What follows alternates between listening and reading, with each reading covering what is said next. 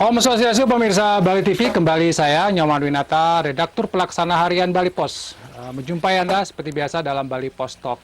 Dan saya masih berada di Kabupaten Karangasem, masih dalam anugerah Bali Brand yang kali ini saya akan mewawancarai Bapak Ketut Semadiase. Beliau adalah Ketua Kelompok Tani Baja Tani yang kita atau di Bali Pos anugerahkan Bali Brand sebagai kelompok tani yang yang mengedepankan sistem organik ya. Tentu ini merupakan hal yang bisa menginspirasi kita semua, tapi kita akan menggali lebih dalam lagi apa yang sudah dan akan dilakukan oleh kelompok tani Baja Tani ini. Kita sapa dulu narasumber kita, Pak Ketut Semadiase. Om Swastiastu, Pak Ketut. Swastiastu. Menawi kata sehat kan? Setungkare, Cek. Ya. Dan Pak Ketut juga ini didampingi oleh tim ya dari kelompok tani juga Pak Ketut ya? Kelompok-kelompok tani, kemudian kelompok tani binaan juga. Binaan juga. Dan ada juga dari Babin ya. Nah, dari Babin, karena selama ini kan kita bekerja sama dengan pihak kepolisian, dan DIM juga, dengan Kodim, ya, dengan Koramil, di bidang pertanian ya. Pertanian? Iya. Berarti dengan pihak kepolisian dan dengan pihak tentara itu juga dalam kerjasama pertanian ya Pak Tito? Iya, mereka kan ada program pertanian ketahanan pangan, Pak. Oh, iya. Iya, Jadi kita selalu bersinergi ya. Kalau di Kodim misalnya ada UPSUS ya, upaya khusus. Apa yang menjadi program mereka di pertanian, terutama di kalau kemarin itu ada pajale, padi, jagung, kedelai ya. Kedelai ya. Iya. Jadi bukan kesini untuk mengamankan bukan ya? Oh, bukan. Jadi memang tuh ada kerjasama pertanian jadi, yang kami dijadikan mitra kerja beliau. Mitra kerja beliau. Mitra kerjanya, iya. Oke. Pak Tito, kalau boleh cerita dulu sedikit awal tentang kelompok tani Baja Tani, latar belakangnya seperti napi, kemudian apa yang sudah dilakukan atau mungkin tepatnya mulai kapan ini ada Baja Tani ini? Iya. Baja Tani ini berdiri 9 tahun yang lalu ya. 9 tahun yang lalu diawali dengan pembentukan komunitas ya. Jadi sekedemen gitu. Nah, kemudian kami masih mencari bentuk. Nah, akhirnya memang terbentuklah kelompok Tani Baja Tani. Seiring dengan itu, waktu terus berjalan, kemudian dari kelompok ini muncul, kami membangun sebuah lembaga, namanya P4S, jadi Pusat Pelatihan Pertanian Pedesaan Swadaya. Nah, jadi salah satu fungsi kami di P4S ini adalah bagaimana mengedukasi, mendampingi seluruh lapisan masyarakat yang terjangkau oleh kami untuk bekerja di pertanian secara betul. Karena sementara ini kan dunia pertanian dianaktirikan ya, ya. Jadi mereka berpendapat sedikitlah manfaatnya, jadi nggak ada untungnya jadi petani gitu. Tapi sekarang kan sudah tidak seperti, paradigma ini sudah berubah dengan kemajuan teknologi di bidang pertanian itu ya. Itu jadi kami di P4S ini mendampingi beberapa kelompok, bahkan untuk dalam waktu dekat ini di Ababi kita akan resmikan 12 kelompok tani lagi. 12 kelompok tani lagi. Jadi itu di bawah binaan dan dampingan P4S Baja Tani. Itu akan diresmikan di tahun ini ya? Iya, di bulan ini. Di bulan ini? Ya. Sebelum tanggal 12. 12 ya? Iya, sebelum tanggal 12 ini sudah kita resmikan. Kalau boleh tahu, Baja Tani ada kepanjangannya atau apa? Baja Tani itu adalah sebuah visi ya yang ingin kita capai ke depan. Jadi Baja Tani itu singkatan dari bangga jadi petani. Bagaimana suatu saat nanti kita ini akan bangga menjadi petani. Artinya apa? Dengan mengaplikasikan teknologi pertanian, bagaimana menarik minat anak-anak muda, karena bagaimanapun juga prinsipnya bahwa pertanian ini kan petani harus diregenerasi nih. Kalau rata-rata sekarang umur petani 60-70. Untuk 10 tahun, 15 tahun ke depan mereka mungkin tidak produktif lagi kan gitu. Nah, siapa lagi akan mengambil alih itu? Kalau anak-anak muda melihat dunia pertanian seperti ini mereka nggak akan pernah tertarik. Jadi kita akan hadapkan mereka itu kepada teknologi pertanian. Contohnya IoT. Jadi smart farming. IoT itu Internet of Things. Bagaimana ketika saya berkumpul dengan teman-teman di sini, sementara saya harus nyiram di kebun-kebun di sana gitu. Udah pakai aplikasi Android saja, Sudah bisa ya? Sudah bisa, mereka akan nyiram sendiri, mupuk sendiri, pH tanahnya kelihatan, suhunya berapa, kelihatan dengan IoT itu. Nah, itu kita bekerja sama dengan perguruan tinggi. Termasuk, kita tidak akan meninggalkan teman-teman lama kita yang di pertanian, yang generasi tua. Kendala mereka sekarang apa? Contoh, kalau kemarin di P4S ini kita ada FGD, Focus Group Discussion, bagaimana menanggulangi serangan hama burung yang memang sudah terjadi puluhan bahkan ratusan tahun yang lalu kan seperti kita sudah formulasikan itu. Jadi kita jadi FGD itu berbasis teknologi 4.0. Jadi kita melibatkan akademisi dari UCDP, Udayana Community Development Program. Nah, sudah terformulasi itu, kita tinggal aplikasi saja. Nah, jadi hal-hal seperti inilah yang memang harus Saya tertarik dengan diberikan. mengatasi hama burung gitu ya, Pak. Iya, iya. Dan benar itu memang sudah menjadi persoalan kita dari lama. Betul. Sudah ditemukan teknologinya untuk menangani itu? Sebenarnya sederhana saja, sederhana saja, dan itu alam sudah menyediakan semuanya. Bagaimana caranya betul? Saya sudah mengaplikasikan itu, ya. Kita manfaatkan apa yang disediakan oleh alam. Contoh, kita pakai buah maja yang seperti itu, buah bile, yang busuk-busuk itu, kemudian mengkudu, kemudian urin kambing. Nah, kita formulasikan gitu. Kemudian itu kita semprotkan ke padi, itu organik, itu nggak berbahaya. Nah, jadi ini merusak sarafnya burung. Jadi burung akan turun, tetapi dia tidak akan makan itu. Kemudian dia terbang ke tempat yang tidak disemprot. Cuman persoalannya sekarang, yang saya alami kemarin itu pas pada saat musim hujan dan saya tidak punya perekat. Saya nggak tahu perekatnya apa. Jadi begitu hujan dia hancur, besoknya semprot lagi. Nah, dengan turunnya dari pihak akademisi UCDP, mereka sudah tunjuk ini formulanya Pak seperti ini. Tinggal action saja. Jadi profesor-profesor pertanian sudah turun ke sini. Ya.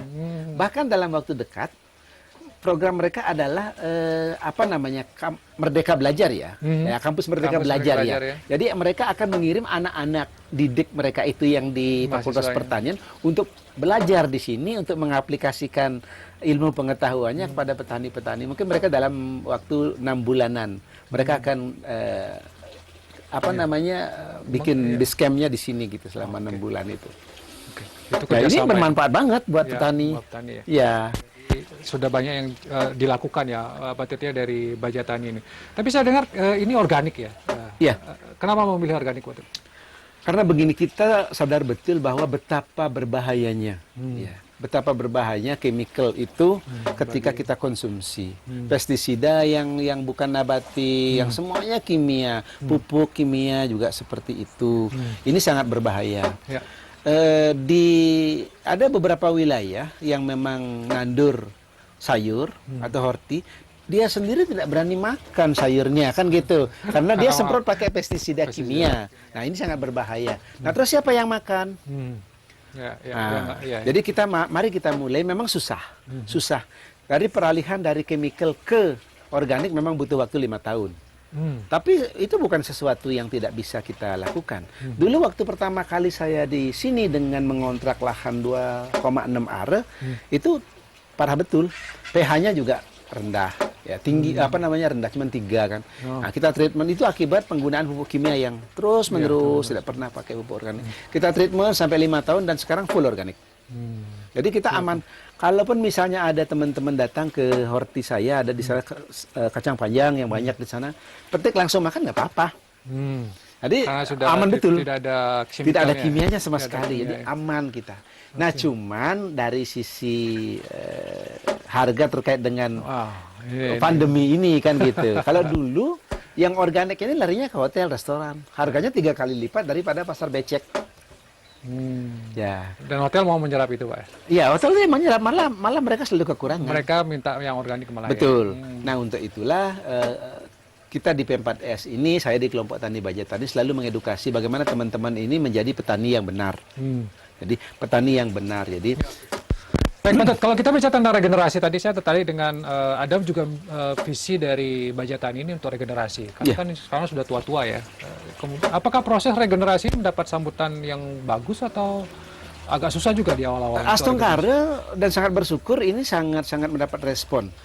Pada hari ini sebenarnya kita sudah mengundang pihak sekolah ya, pihak sekolah. Jadi dari SMP 1 Abang itu sempat kita sebelum COVID saya kasih lahan 10 are.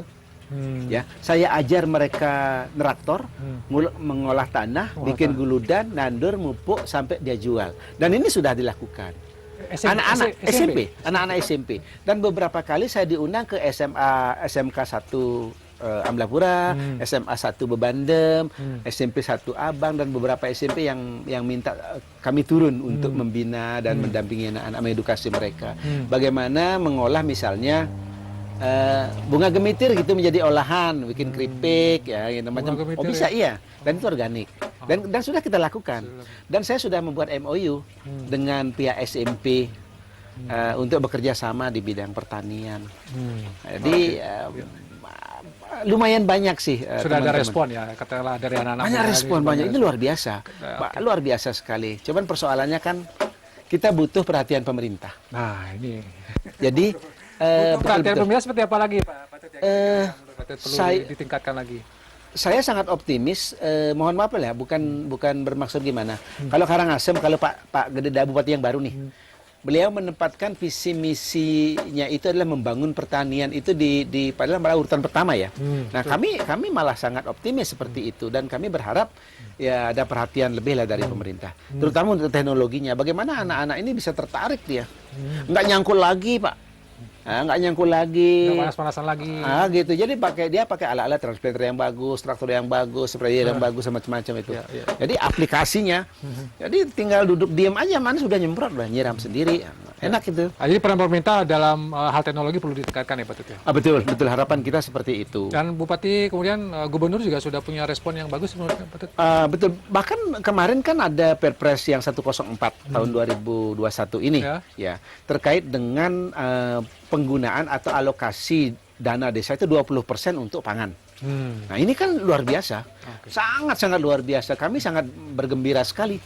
Jadi bayangkan 20% dari dana desa itu dialokasikan untuk pangan. Nah sekarang masalahnya adalah, ini masalah dari dulu, problem nya seperti ini. Di desa, di masing-masing desa platformnya sama Pak, sama. Artinya ada dia ruang untuk mengakses dana untuk di bidang pemberdayaan masyarakat, sub bidang pertanian dan peternakan. Tetapi yang namanya petani, mohon maaf, banyak dari mereka yang tidak tahu bahwa ada dana yang bisa diakses.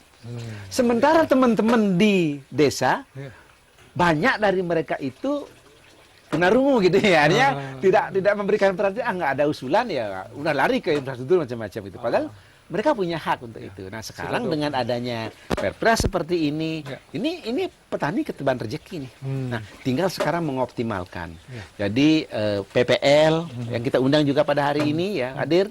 Jadi kerjasama kami di Bajatani ya dengan PPL, dengan Dinas Pertanian, dengan Kodim, dengan Polres ya. Polres, Ibu Kapolres juga beberapa kali ke sini. Jadi kita panen bersama, panen jagung, panen sayur dan sebagainya. Ini menggugah perhatian masyarakat, terinspirasi. Bu Kapolres saja mau dia bertani gitu. Nah, kenapa? Nah, terus yang lainnya gini. Sementara pasokan sayur mayur gitu untuk Karangasem ini kebanyakan datang dari luar nih. Kebanyakan datang dari luar. Nah, sementara kita punya lahan. Persoalannya adalah petani ini dihadapkan pada sebuah khawatiran di pasca panen. Padahal kita tahu ada dualisme kekhawatiran di dua tempat yang berbeda. Tempat pertama itu khawatirannya di petani. Ini saya nandur mitir nih, nandur kacang panjang, nandur sayur hijau. Dijual kemana? Dijual kemana? Nah, khawatiran kedua ada di pasar. Besok ada barang apa enggak? Nah pasarnya nanya lain nih. Nah ini kan harus bertemu nih, harus bertemu. Kayak kemarin ada supplier ke sini, makanya petani-petani secara intens saya bina dan saya kawal karena proses pertanian ini dia tidak boleh terputus dari hulu sampai hilir, tidak boleh ada yang gagal. Artinya dari olah tanah sampai pasca panen nggak boleh ada yang gagal. Percuma dong hasilnya bagus, panennya nggak ada yang beli. Kita kawal. Baik. Ini teman-teman dari pegunungan sana belajar jamur. Di sini juga. Belajar juga. Ya? Nah, jadi saya kawal jamurnya, saya ambil.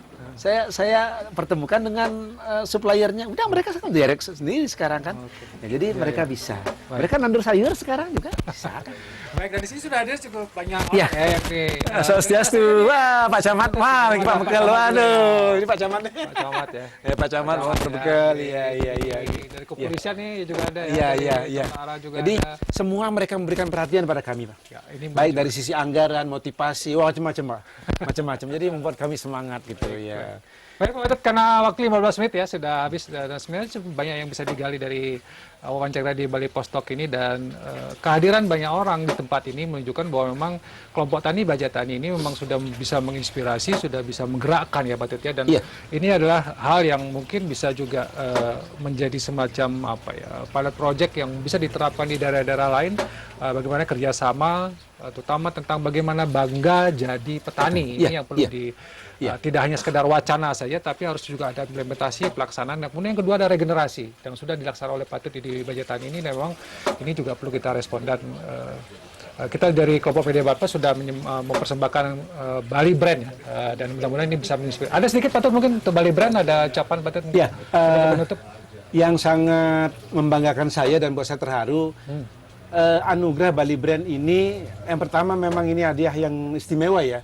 Karena P4S ini berdiri persis tahun yang lalu, Pak. Jadi tanggal 25 Januari 2021 ya. Jadi diulang tahun P4S ini kita ketiban hadiah yang luar biasa. Dan ini anugerah Bali Brand bagi kami ini adalah sebagai salah satu motivator buat kami bagaimana kami berkarya terus menerus ya. Jadi terima kasih Bali TV, terima kasih Bali Pos. Jadi Baja Tani ini akan semakin menggaung luar biasa dan selama ini kami selalu disupport oleh Bali Pos. Jadi publikasinya sangat luar biasa dan ini sangat positif buat kami. Terima kasih sekali lagi Bali TV, Bali Pos. Terima kasih. Mudah-mudahan kita akan bisa bekerja sama lagi. Terima kasih Pak Tut ya. Terima kasih Bapak semua ya atas kehadirannya dan demikian Bali Pos Talk kali ini saya ucapkan terima kasih atas perhatian Anda. Saya tutup dengan Promo Santi. Om Santi, Santi, Santi. Sampai jumpa. Om.